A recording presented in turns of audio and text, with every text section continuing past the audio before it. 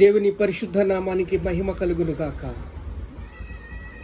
నీతిమంతుడు విశ్వాసమూలముగా జీవించును.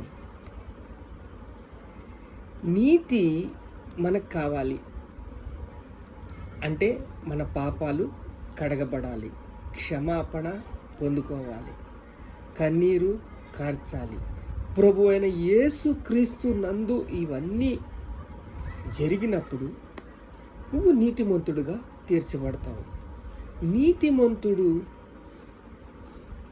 విశ్వాసమూలముగానే జీవిస్తాడు.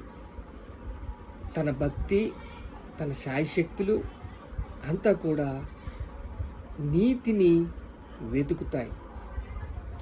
అలా వెతుకుతంలో రక్షణ పొందుకోవాలన్న ఆశ పుడుతుంది. ఎందుకంటే పరిశుద్ధాత్మ దేవుడు ఒక అడుగు క్లాస్ పాస్ అయిన తర్వాత ఇంకో క్లాసు పరీక్షలు పాస్ అవుతున్నప్పుడు ప్రేరేపణ వస్తుంది. అలాగని దుష్టుడు తన క్రియలను బట్టి ఎన్నోసార్లు పాడేయాలని చూస్తాడు. కానీ దేవుని శక్తిని బట్టి, దేవుడితో ఉన్న ఐక్య సంబంధం బట్టి, దేవుని ప్రేమను బట్టి, దేవుని కృపను అనుభవిస్తా రక్షణ పొందుకోవాలని ఆశ పుడుతుంది.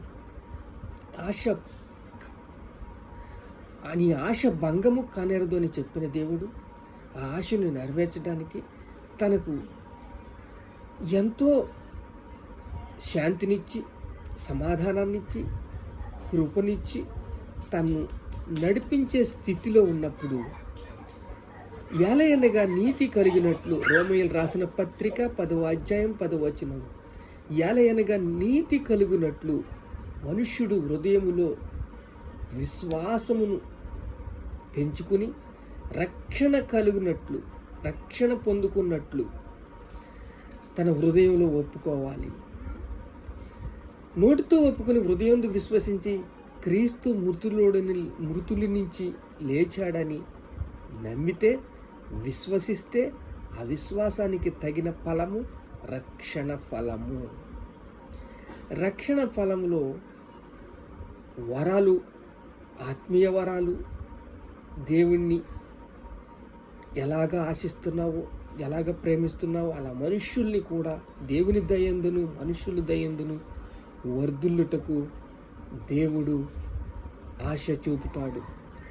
ప్రతి సత్కార్యము వెనక, సత్క్రియ వెనక దేవుడు ఆశీస్సులు ఎప్పుడూ ఉంటాయి, వాగ్దానాలు ఎప్పుడూ ఉంటాయి. అన్నీ నెరవేర్చడానికి దేవుని ప్రేమ, దేవుని కృప, దేవుని దయ